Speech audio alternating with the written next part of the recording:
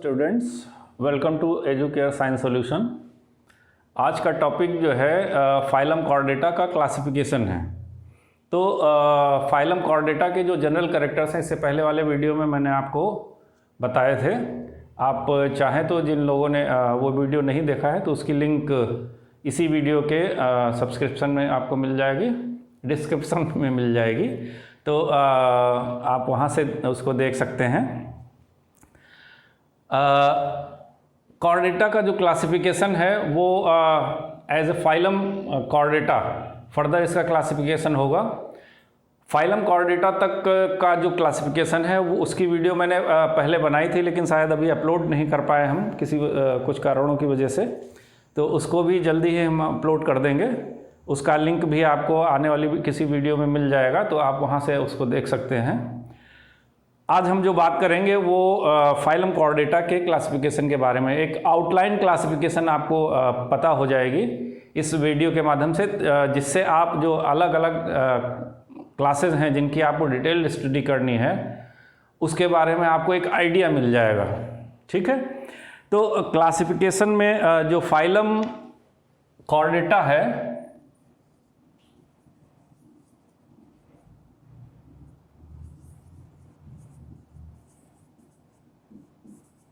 इसको 4 सब फाइलम में डिवाइड किया गया है, जिनको 2 ग्रुप्स में रखा गया है।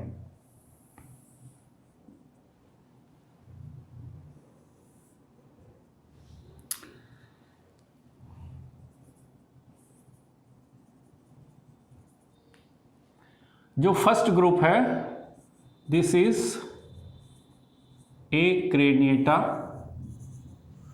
and the second group is Craniata।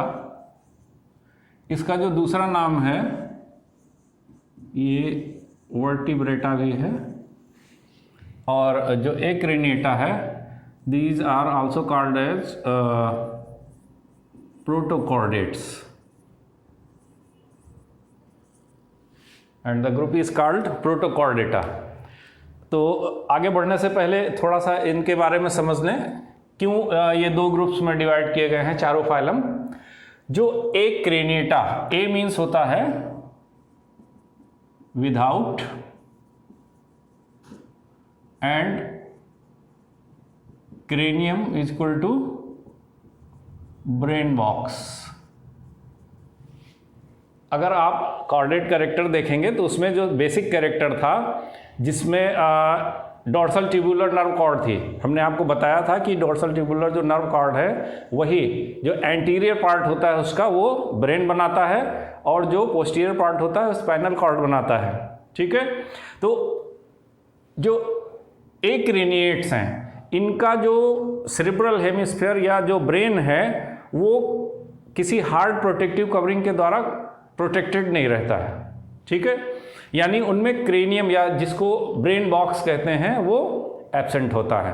ठीक है, दूसरा जो प्रोटोकॉर्डेट्स हैं, तो इनमें जो नोटोकॉर्ड है, ये जो दूसरा वर्ड यूज किया गया है प्रोटोकॉर्डेटा, इनमें जो नोटोकॉर्ड है ये प्रिमिटिव टाइप की है। कैसे है, क्यों है, ये अभी जब क्लासिफिकेशन और पढ़ेंगे आप तो देखेंगे। जो क्रेनिएट्स हैं, जितने भी क्रेनिएट्स हैं, इनमें जो ब्रेन है वो ब्रेन बॉक्स के द्वारा प्रोटेक्टेड रहता है, और इनमें जो नोटोकॉर्ड है वो सेगमेंटेड हो गई है, और हर एक सेगमेंट जो है उसका वो क्या कहलाता है, एक वर्टिब्रा कहलाता है। वर्टिब्रा, तो तमाम सारे जो वर्टिब्री हैं वो सब मिलके एक वर्टिब्रल कॉलम बनाते हैं, और ऐसे एनिमल्स जिनमें नोटोकॉर्ड जो है वो वर्टिब्रल कॉलम के रूप में प्रेजेंट होती है, वो सब के सब वर्टिब्रेट्स कहलाते हैं। ठीक है, अब हम फर्दर क्लासिफिकेशन देखते हैं Acraniates का। तो Acraniata में 3 सब फाइलम हैं। नंबर 1 सब फाइलम है हेमिकॉर्डेटा।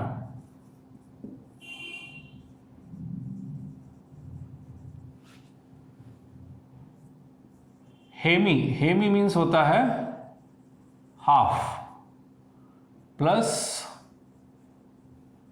Chorda means notochord.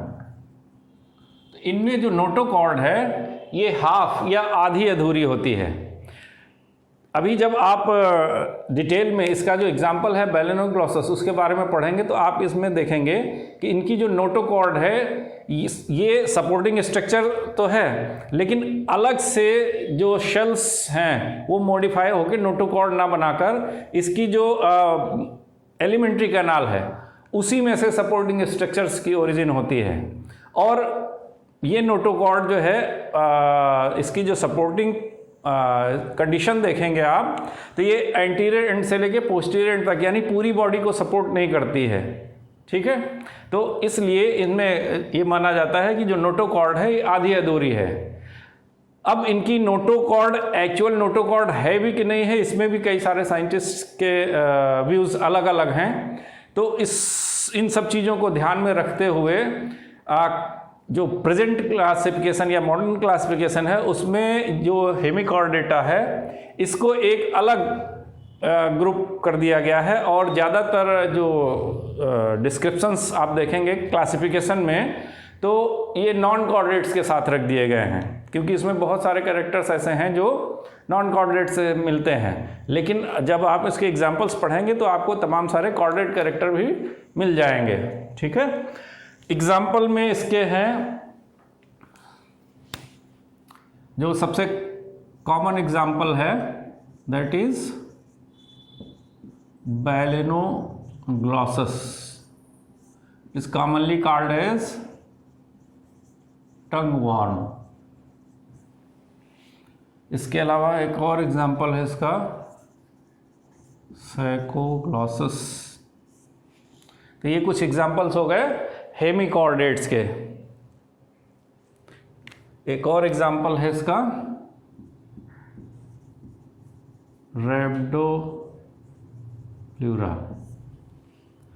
अब हम बात करते हैं जो सेकंड सबफाइलम है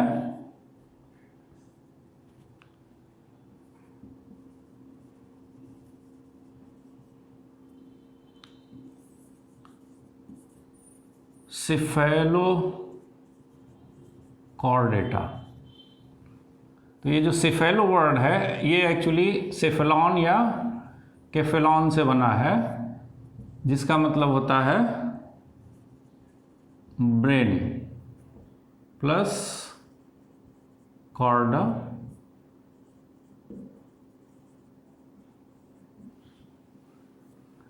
सेफेलॉन एक्चुअली हेड के लिए यूज होता है। इसका क्या मतलब हुआ, तो इन एनिमल्स को जब आप देखेंगे, इसका जो एग्जाम्पल देखेंगे आप,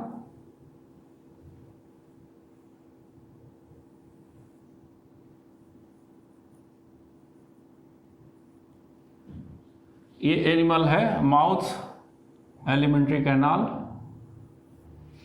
इनमें जो नोटोकॉर्ड है ये फ्रॉम टेल टू हेड यहाँ तक एक्सटेंड करती है और पूरी ये सपोर्टिंग स्ट्रक्चर की तरह होती है। ठीक है, तो इसमें नॉर्मली जब आप अपने को देखें तो आप में जो नोटोकॉर्ड है वो कहाँ से शुरू है, वो हेड के पीछे से शुरू है। ठीक है, और फिर टेल तक जाती है, जबकि इनमें हेड के आगे भी यानी ब्रेन के आगे तक चली जाती है नोटोकॉर्ड। इसलिए इनको जो नाम दिया गया है ये सिफेलोकॉर्डेटा कहा गया है। ठीक है, इसका जो सबसे कॉमन एग्जाम्पल है जो डायग्राम में भी आपको दिख रहा होगा, ये है ब्रैंकियोस्टोमा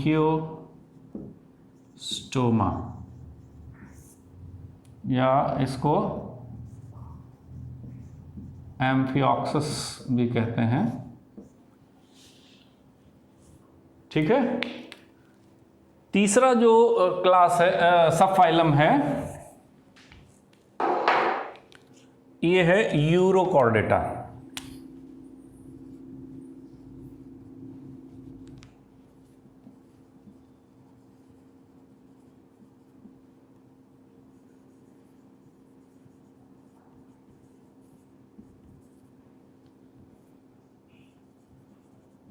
यूरा मीन्स होती है टेल प्लस कॉर्डा नोटोकॉर्ड।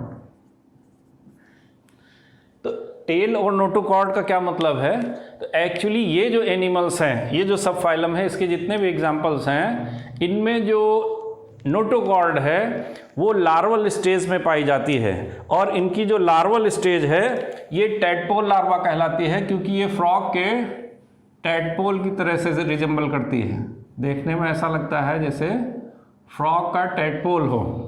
और नोटोकॉर्ड जो है इनकी केवल लार्वल स्टेज में होती है, एडल्ट्स में नोटोकॉर्ड नहीं होती, डिसअपीयर हो जाती है। तो ये जो नोटोकॉर्ड है ये टेल रीजन में प्रेजेंट होती है। ये टैडपोल लार्वा ऑफ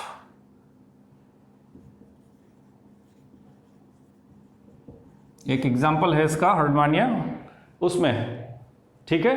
तो चूंकि नोटोकॉर्ड कहाँ प्रेजेंट है? टेल में, इसलिए इस सब फाइलम को नाम दिया गया यूरोकॉर्डेटा, ठीक है। एग्जाम्पल अभी हमने आपको बताया ही, हर्डमानिया, डोलियोलम,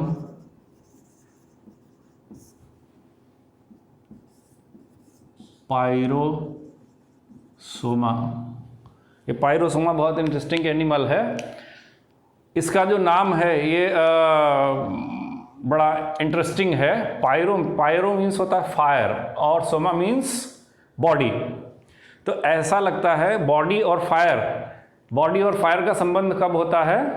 जब इंसान की मृत्यु हो जाती है, डेथ हो जाती है, तो उसको आग में जलाया जाता है, ठीक है।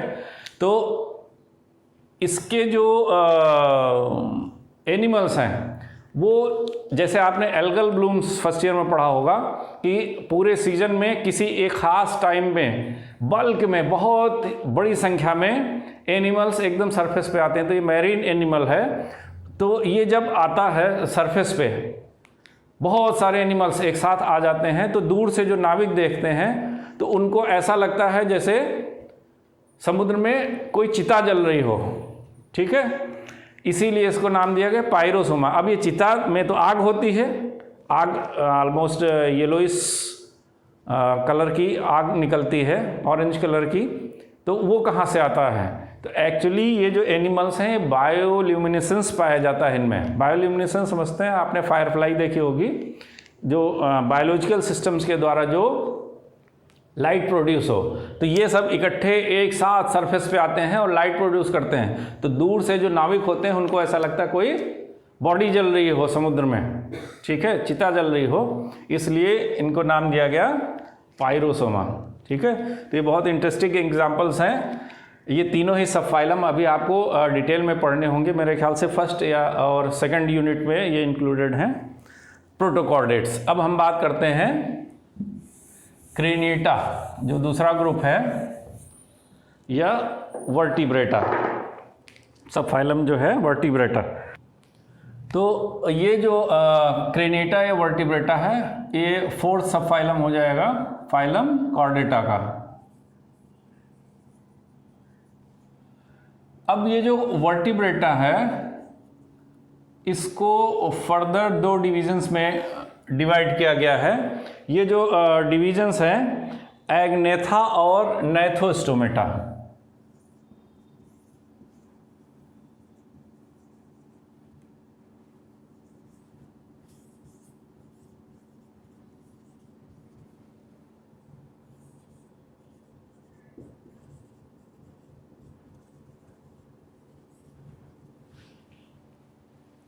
अब एग्नेथा, ए मीन्स होता है without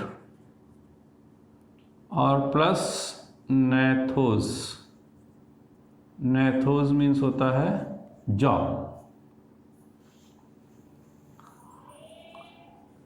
नैथोस means jaw plus stoma means mouth. यानी कि जितने भी वर्टिब्रेट्स आप देखेंगे उनमें से कुछ वर्टिब्रेट्स ऐसे हैं जिनमें माउथ में जॉ नहीं है, ठीक है। यानी जॉलेस वर्टिब्रेट्स हैं ये। तो ए मीन्स विदाउट और नेथोस मीन्स जॉ। तो इनको किस में रखा गया है? एग्नेथा में रखा गया है, ठीक है। और जो नेथोस्टोमेट, नेथोस मीन्स जॉ, तो ये वो एनिमल्स हैं जिनमें माउथ में जॉ यानी जबड़ा पाया जाता है। तो ये इनमें जबड़ा नहीं है, तो ये फूड को क्या करेंगे?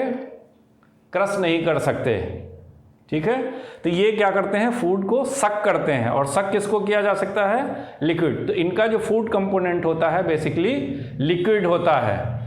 ये इसके जो दो डिविजन्स हैं, दो क्लास में डिवाइड किया गया है इसको, ऑस्ट्रेकोडर्माई और साइक्लोस्टोमेट। इसमें दो क्लास हैं इसके, टू क्लास। क्लास 1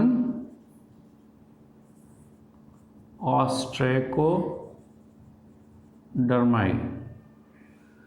ये जो ऑस्ट्रेकोडर्माई, ऑस्ट्रेकोस मीन्स होता है शेल और डर्मा मीन्स स्किन। तो इनकी पूरी जो स्किन थी वो एक हार्ड कवरिंग के द्वारा प्रोटेक्टेड थी, ठीक है। अब जब पूरी बॉडी किसी हार्ड कवरिंग के द्वारा प्रोटेक्टेड हो जाएगी तो क्या होगा? उनका जो मूवमेंट है वो सीज हो जाएगा। तो चूंकि अर्लियर जो लाइफ थी वो वाटर में थी और वाटर में मूवमेंट बहुत ज़रूरी होता है, तो मूवमेंट बहुत फास्ट ना होने की वजह से ये जो ग्रुप था ये क्या हो गया? एक्सटिंक्ट हो गया। आज की तारीख में कोई भी लिविंग ऑस्ट्रेकोडर्म नहीं पाया जाता है।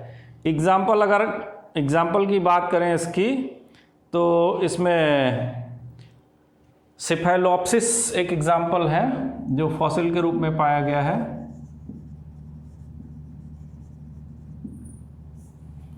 ये आज की तारीख में नहीं है। दूसरा जो ग्रुप है एग्नेथा का, this is called Cyclostomata. Cyclos means rounded,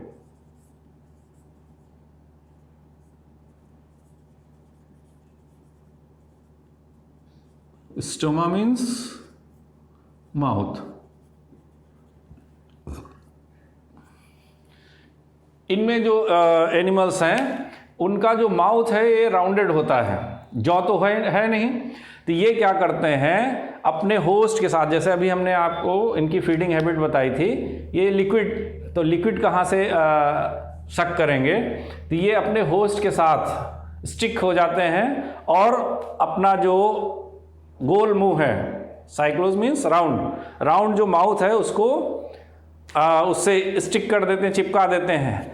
mouth में टीथ लाइक स्ट्रक्चर होते हैं, तो वो उसमें उसकी जो होस्ट होता है उसकी स्किन में पेनिट्रेट कर जाते हैं, जिससे उसका ब्लड ऊज आउट होता है। उस ब्लड को ही ये शक करते हैं। इसके जो एग्जाम्पल्स हैं लैम्प्रीज एंड हैगफिशेस, वो ज़्यादातर जो मैरीन है और जो मैरीन फिशेस होती हैं उनके बॉडी पर पैरासाइट्स के रूप में पाए जाते हैं। तो एग्जाम्पल क्या बताया हमने आपको?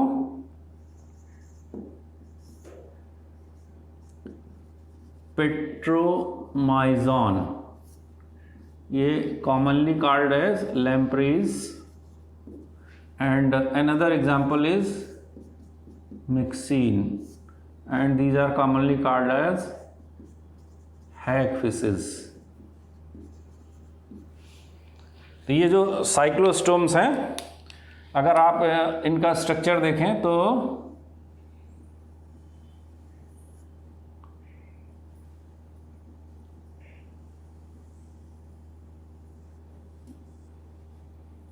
ये इनका राउंड माउथ हो गया और इसमें ये टीथ लाइक स्ट्रक्चर्स होते हैं, टीथ्स होते हैं, जिसकी मदद से ये टीथ्स जो हैं ये कई रोज में होते हैं, जिसकी मदद से ये होस्ट के साथ चिपक जाते हैं और उसका ब्लड सक करते रहते हैं। अब हम बात करते हैं नैथोस्टोमेटा की। तो नैथोस मीन्स होता है जॉ और स्टोमा मीन्स माउथ। तो नैथोस्टोमेट्स को तो नैथोस्टोमेटा को देखने के लिए अब हम थोड़ा सा इसको इधर ले आते हैं।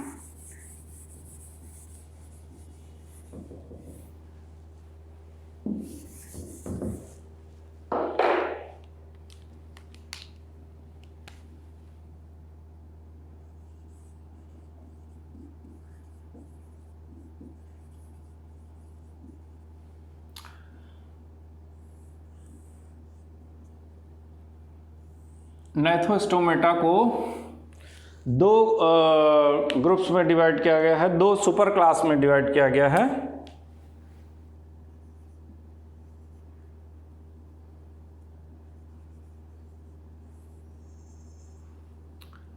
फर्स्ट सुपर क्लास है Pisces and second is Tetrapoda. तो ये जो पिसीज वर्ड है ये एक्चुअली पिसिस से आया है।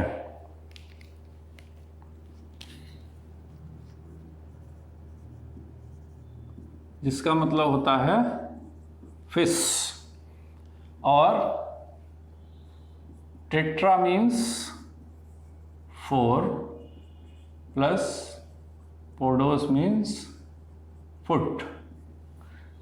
तो जितने भी क्वाड्रूपेडल एनिमल्स हैं वे सब के सब टेट्रापोड्स में हैं, और सुपर क्लास पिसीज में सब के सब क्या हैं, फिशेज हैं। तो अगर आप फिशेज का फर्दर क्लासिफिकेशन देखें तो इसमें जो डिवीज़न है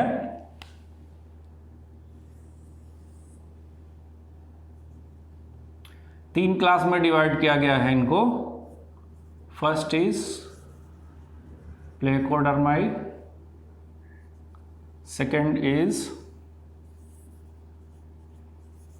chondrichthyes and third is osteichthyes।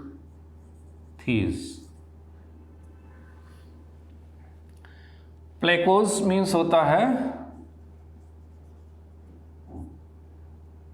Hard covering. तो ये जो एनिमल्स थी, फिशेस थी, इनके ऊपर भी हार्ड कवरिंग पाई जाती थी। इसकी वजह से ये भी आज की तारीख में इनका सर्वाइवल मुश्किल हुआ, और ये सब के सब क्या हो गई, एक्सटिंक्ट हो गई। आज की तारीख में कोई भी लिविंग जो प्लेकोडर्म है वो नहीं पाई जाती है। एग्जाम्पल की बात करें अगर आप, तो इसका जो एग्जाम्पल है क्लाइमेटियस, जो फॉसिल के रूप में पाया गया है। ठीक है, अब हम बात करते हैं ये जो क्लाइमेटियस है, ये जो फॉसिल पाया गया है, इसको फर्स्ट जो वर्टिब्रेट है उसके रूप में भी कंसिडर किया जाता है। नाउ कॉन्ड्रिक्थीस, तो कॉन्ड्रा मीन्स क्या होता है, कॉन्ड्रा मीन्स कार्टिलेज। जब आप स्केलेटन पढ़ेंगे तो आप पाएंगे कि जो कॉर्डेट स्केलेटन है ये दो तरह के टिश्यूज़ का बना हुआ है। एक जो टिश्यू है वो सॉफ्ट और इलास्टिक होता है, सपोर्टिंग स्ट्रक्चर तो होता है लेकिन सॉफ्ट और इलास्टिक होता है, जबकि दूसरा जो है वो हार्ड होता है। ठीक है, अगर फॉर्मेशन की बात करें तो जो कार्टिलेज है ये कॉन्ड्रोसाइट्स की बनी होती है। ठीक है, और जो ऑस्टिक्थीस का स्ट्रक्चर है, जो बोन्स हैं, जो हार्ड स्ट्रक्चर है उसको बोन्स कहते हैं, और बोन्स जो है वो ऑस्टियोसाइट्स की बनी होती हैं। ठीक है, दोनों के केमिकल फॉर्मेशन में भी स्ट्रक्चर है। इसमें बेसिकली कॉन्डिन नाम का प्रोटीन पाया जाता है, और उनमें जो कैल्शियम कार्बोनेट का कंपोनेंट ज़्यादा होता है। तो ये डिफरेंस आप जब एनिमल टिश्यू पढ़ेंगे या स्केलेटल सिस्टम पढ़ेंगे तो वहाँ पर और डिटेल आपको बताई जाएगी। लेकिन बेसिकली यहाँ पर जो फिशेज हैं इनका जो क्लासिफिकेशन है ये इनके स्केलेटल सिस्टम के आधार पर है। जितनी भी जो कॉन्ड्रिक्थीस फिशेज हैं इनका जो स्केलेटल सिस्टम है ये कार्टिलेज का बना हुआ है। ठीक है, और जो ऑस्टिक्थीस हैं, ऑस्टियन माने क्या बताया अभी हमने, ऑस्टियन मीन्स बोन। ठीक है। तो इनका जो स्केलेटन है ये बोनी होता है, ठीक है। अब कार्टिलेज जो है बोन में भी कन्वर्ट हो सकती है, तो वो कैसे होती है, तो जो ऑस्टिकथीज हैं इनमें जो फर्दर आप डिवीजन पढ़ेंगे तो उसमें आप देखेंगे कि कुछ फिशेज ऐसे हैं जिसमें ऑलमोस्ट जो स्केलेटन है वो कार्टिलेज का ही है, केवल कुछ ही हिस्सा जो है वो बोनी हुआ है। कुछ ऐसे हैं जिसमें हाफ कार्टिलेज और बोन का है, कुछ ऐसा है जिसमें पूरी तरह से बोन्स के द्वारा रिप्लेस हो गया है। जैसे आप अपने बारे में देखें तो आप में भी कार्टिलेज और बोन्स दोनों ही पाई जाती हैं। किसी को पता है कार्टिलेज आप बता सकते हैं कहाँ पर है? आपकी नोज़ में है, आपकी ईयर्स में है। देखिए ये सपोर्टिंग स्ट्रक्चर है, अंदर इलास्टिक है, इसको जब मोड़िए आप मुड़ जाएगा और छोड़िए तो फिर अपनी पोजीशन पे। तो ऐसे ही जितनी भी कॉन्ड्रिक्थीज हैं, ठीक है, इनमें क्या है, स्केलेटन कार्टिलेज का बना हुआ है। एग्जाम्पल्स इसके शार्क्स हैं, रेज हैं, स्केट्स हैं, ये सब कॉमन नेम्स हैं जो कार्टिलेजिनस फिशेज होती हैं। एक और जो बेसिक डिफरेंस है कॉन्ड्रिक्थीज और ऑस्टिकथीज को, उसको एक डायग्राम से आप अगर समझें, आप बाहर से ही दूर से ही देख के पहचान सकते हैं कि ये जो फिश है ये कार्टिलेजिनस फिश है या बोनी फिश है। कैसे पहचानेंगे?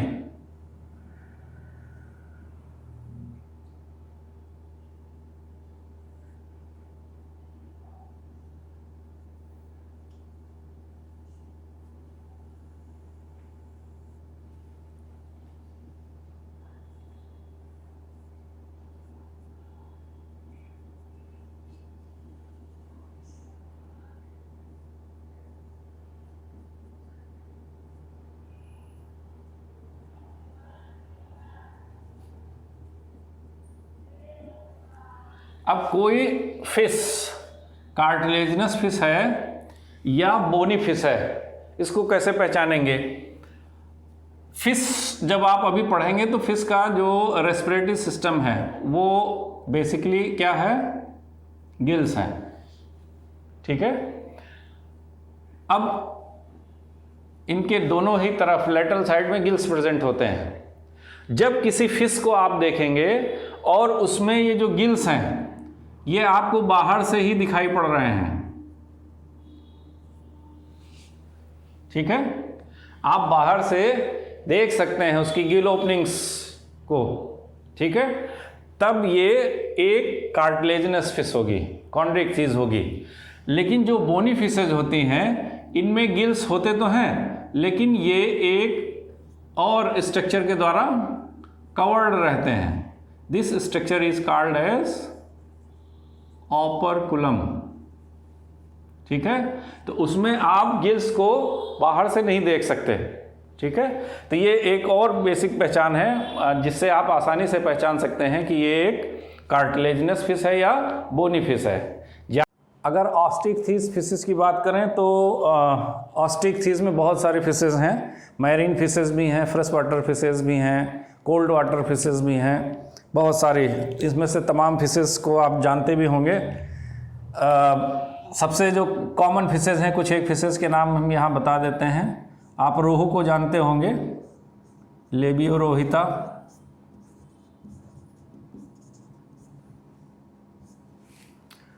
इसके अलावा आप सिंघी को जानते होंगे, हेटेरोपन्यूस्टिस फॉसिलिस,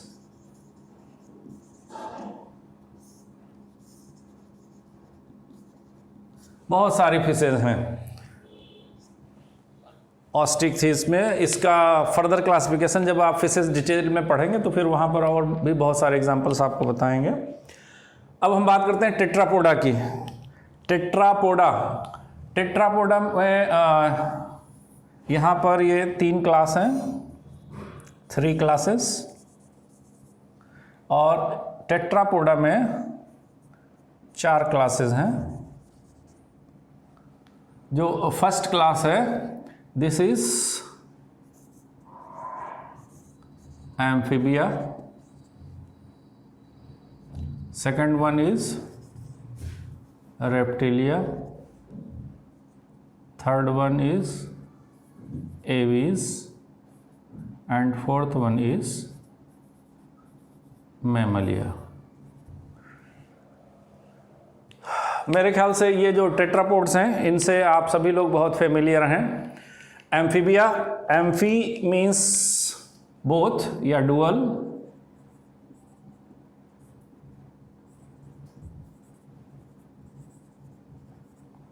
प्लस बायोस मीन्स लाइफ. तो आमतौर पर जब एम्फीबिया की बात होती है तो आपके दिमाग में आता है कि ऐसे एनिमल्स जो लैंड पर भी रह लेते हैं और पानी में भी रह लेते हैं, लेकिन ये एम्फीबिया की डेफिनेशन नहीं है, क्योंकि कछुए भी पानी में रह लेते हैं, ज़मीन पे भी रह लेते हैं, लेकिन वो रेप्टाइल्स हैं, एम्फीबियंस नहीं हैं.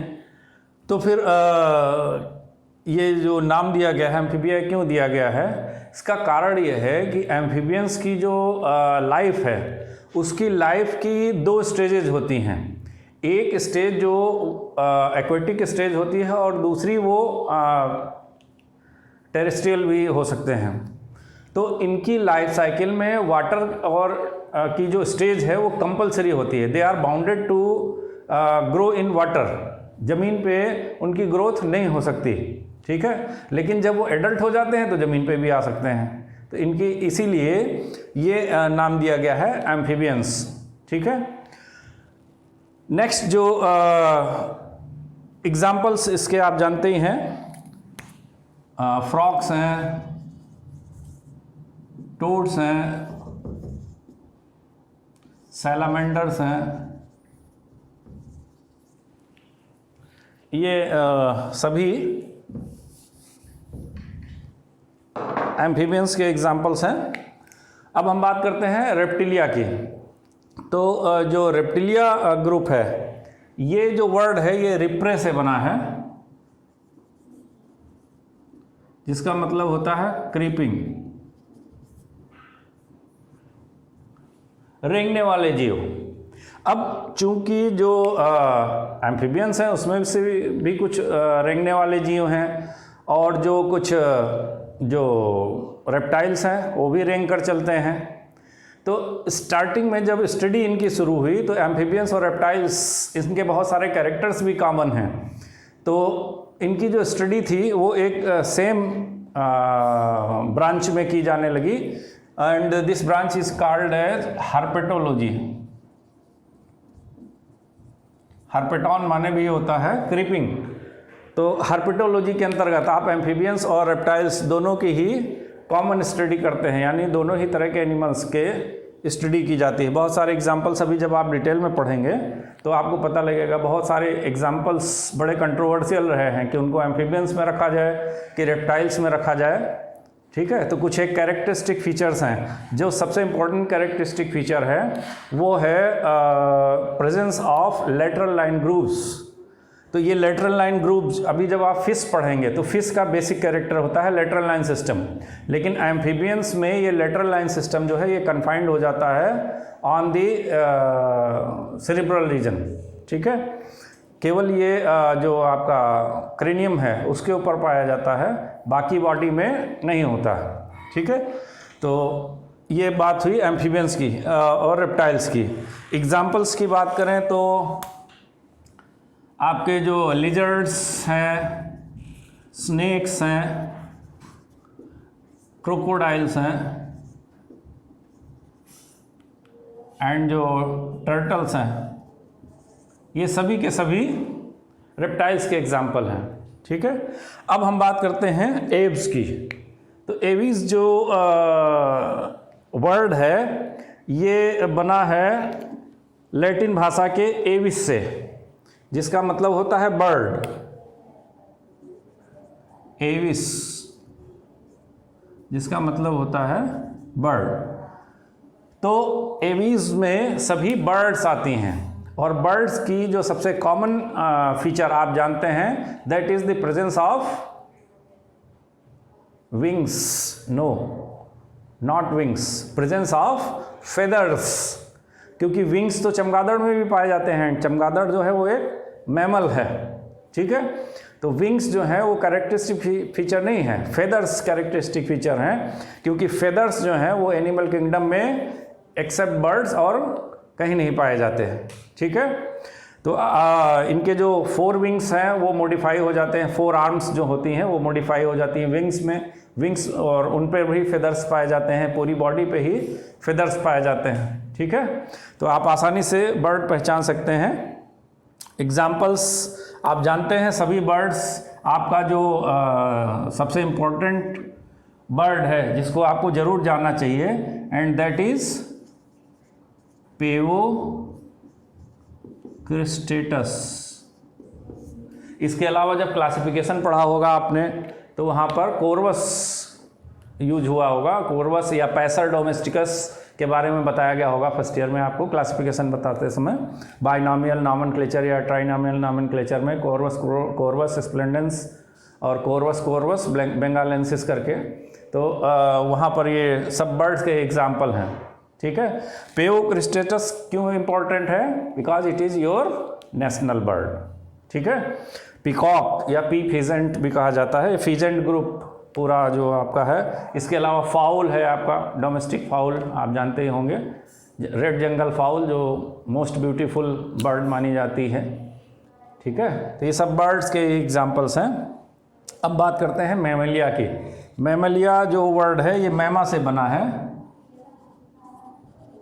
मैमा जिसका मतलब होता है ब्रीस्ट। एक्चुअली ये मेमरी ग्लैंड्स के लिए यूज होता है और मिल्क प्रोड्यूसिंग जो एनिमल्स होते हैं, लेकिन कुछ एक ऐसे मैमलियंस भी हैं जिनमें मिल्क का प्रोडक्शन मेमरी ग्लैंड्स जो है वो ब्रीस्ट के से नहीं होती हैं, बल्कि कुछ और मॉडिफाइड स्किन ग्लैंड्स होती हैं जिनसे मिल्क का प्रोडक्शन होता है। तो इस जो सबसे इम्पोर्टेंट कैरेक्टर है मैमल्स का वो आप जान लीजिए, that is the presence of hairs. ठीक है, जितने भी मैमल्स हैं उन सब की बॉडी पे उसकी जो स्किन है उस पर हेयर्स पाए जाएंगे। तो ये कैरेक्टरिस्टिक फीचर है मैमल्स का। अदर वर्टिब्रेट्स में हेयर्स नहीं पाए जाते, जैसे कि बर्ड्स में फेदर्स वैसे ही मैमल्स में हेयर्स। ठीक है, तो एग्जाम्पल्स आप अपने को ही ले लीजिए। सबसे कॉमन एग्जाम्पल होमो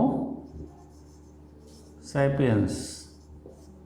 इसके अलावा आपका जो नेशनल एनिमल है दैट इज़ पैंथेरा टाइग्रिस। तो ये बहुत सारे एग्जांपल्स हैं, आप इनको और डिटेल में पढ़ेंगे अभी जब आप यूनिट 2 और 3 में पूरा जो आपका क्लासिफिकेशन है अलग अलग ग्रुप्स का, यूनिट 1 और 2 में जैसा हमने बताया आपको प्रोटोकॉर्डेट्स हैं, और यूनिट 2 में पूरे के पूरे नेथोस्टोम्स हैं। ठीक है, क्या कहते हैं वर्टिब्रेट्स हैं, तो उनके बारे में आप पढ़ेंगे, उनके क्लास के जो जनरल कैरेक्टर्स हैं, एग्जाम्पल्स हैं, ये सारी चीज़ें उसमें कवर होंगी। ठीक है, तो एक एक करके इनको आगे स्टडी किया जाएगा। ठीक है, थैंक यू।